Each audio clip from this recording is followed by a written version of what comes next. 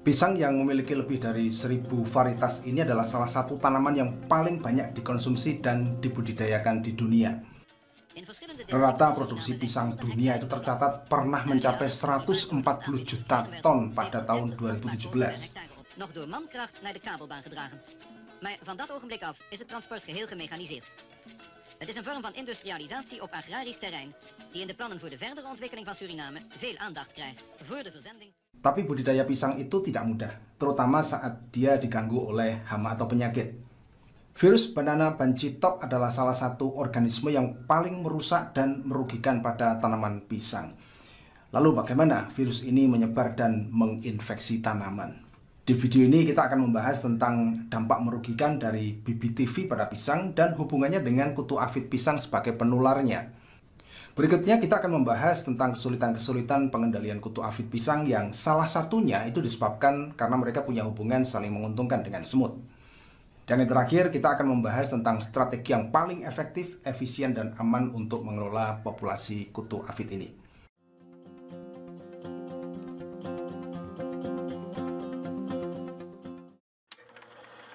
Virus ini tersebar luas di Asia, kemudian negara-negara Pasifik dan Afrika. Virus DNA untai tunggal ini ditemukan pertama kali pada pisang yang ditanam di Kepulauan Fiji pada tahun 1879 dan segera menyebar serta sanggup menurunkan produksi pisang di negara ini hingga 80% hanya dalam waktu 3 tahun.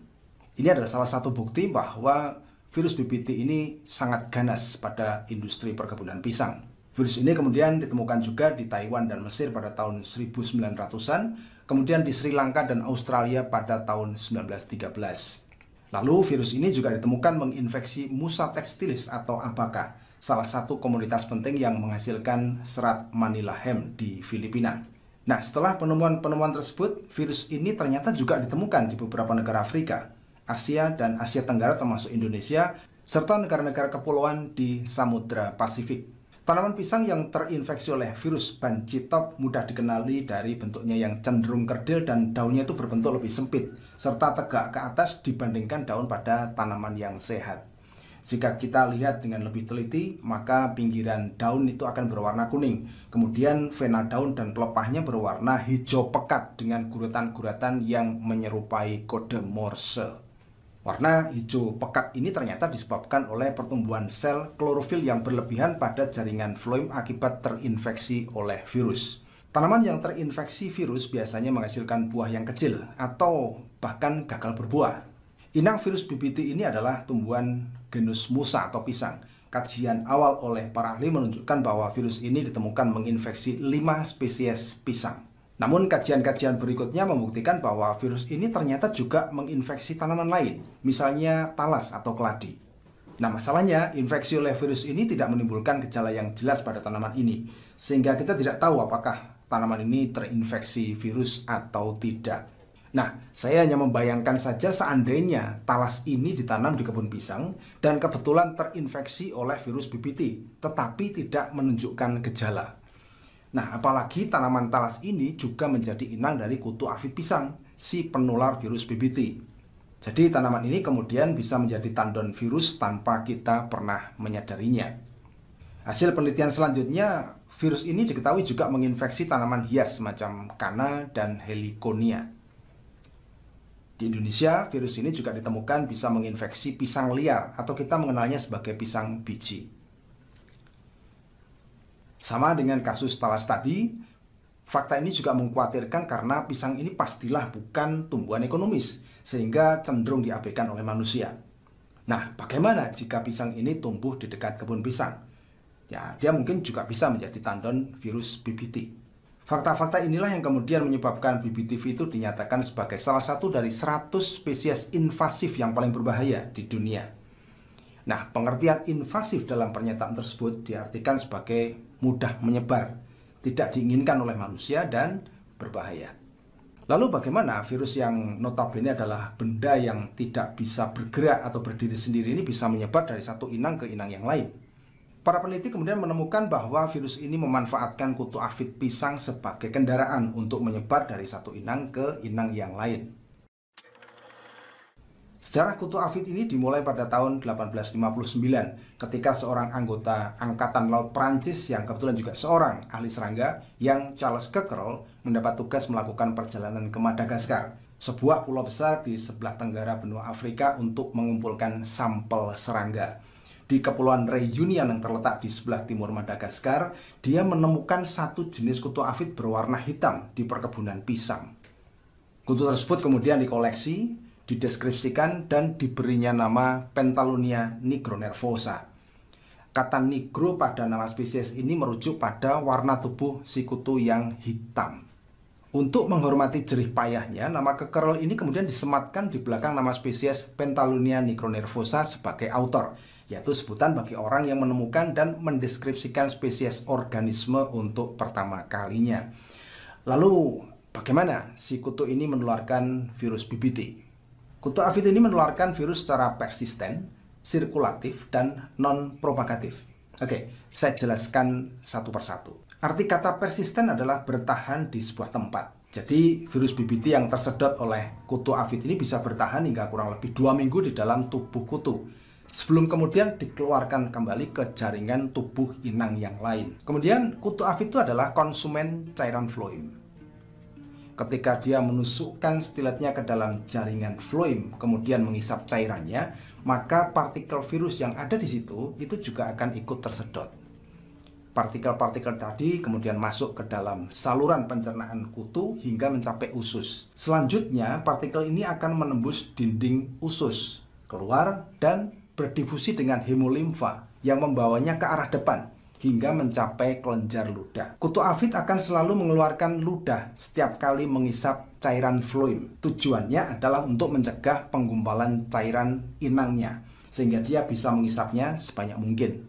Nah, pada saat dia mengeluarkan ludah itulah partikel virus yang ada di kelenjar ludah akan terikut keluar dan masuk ke dalam jaringan tanaman inang.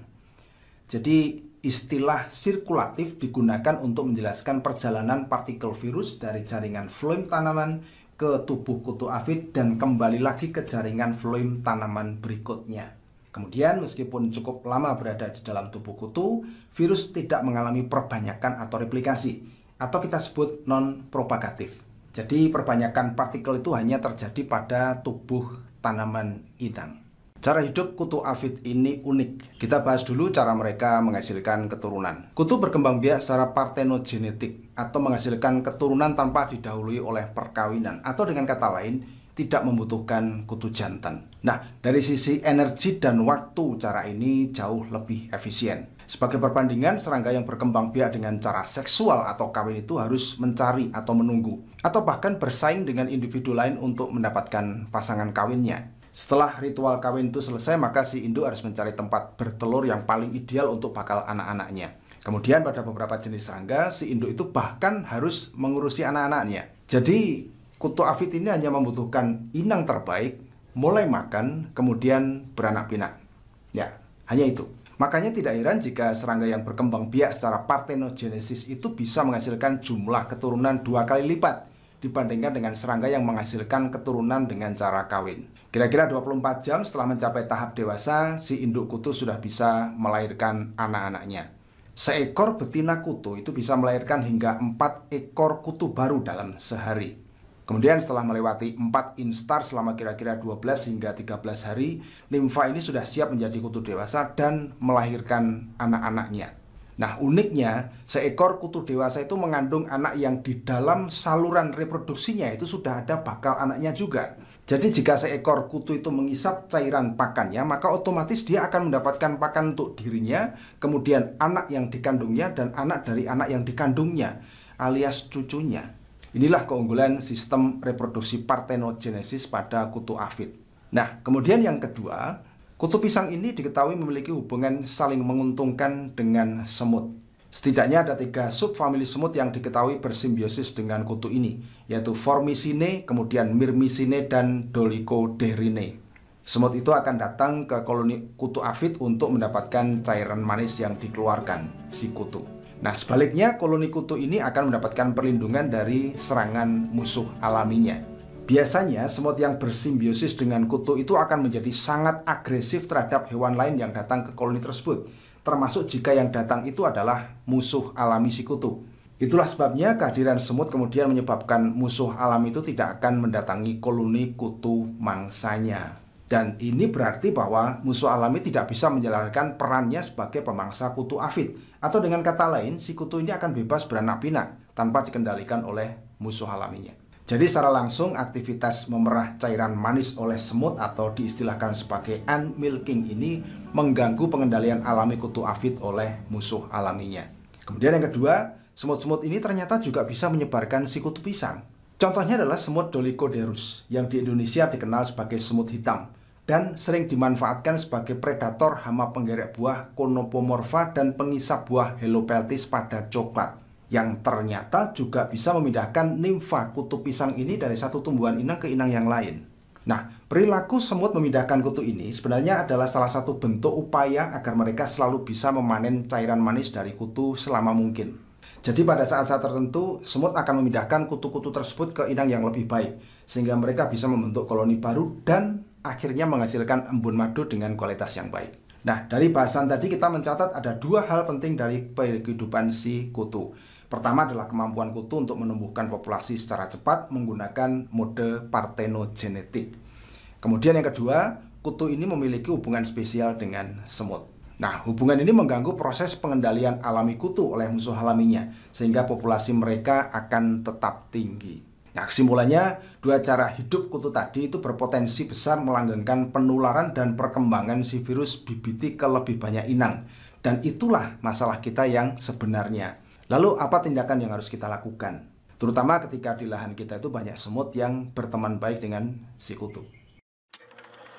Mari kita coba terapkan beberapa strategi berikut ini. Strategi yang pertama adalah memutuskan hubungan antara kutu afid ini dengan semut. Harapannya dengan terputusnya hubungan tersebut, maka musuh alami itu akan kembali datang untuk mendapatkan akses memangsa si kutu secara optimal. Sehingga harapannya populasi kutu ini akan terkendali secara alamiah. Nah, caranya adalah dengan mencegah semut itu untuk naik ke pohon pisang. Kita bisa taburkan bahan-bahan yang tidak disukai semut, misalnya bubuk kayu manis atau cabai rawit di sekitar tanaman pisang. Cara ini dianggap cukup efektif mengusir tanpa menyakiti si semut. Atau kita bisa menaburkan bubuk tanah diatom pada jejak yang dilalui semut atau langsung ke lubang sarangnya. Benda ini bersifat menimbulkan dehidrasi atau bisa mengeringkan tubuh binatang. Serbuk ini bisa kita peroleh di toko online dan biasanya digunakan untuk campuran masker atau bedak. Kemudian cara kedua, setelah semut bisa dihalau, maka kita bisa mengoptimalkan peran musuh alami jika mereka memang sudah ada di tempat tersebut. Atau kita bisa mengundang mereka untuk datang ke lahan kita dengan cara menanam beberapa jenis tumbuhan yang menghasilkan serbuk sari dan nektar sebagai pakan tambahan bagi mereka. Misalnya bunga aster, kemudian bunga matahari atau kenikir yang mudah didapatkan dan ditanam. Tumbuhan ini bisa kita tanam di sekeliling kebun pisang atau kita tanam di beberapa tempat,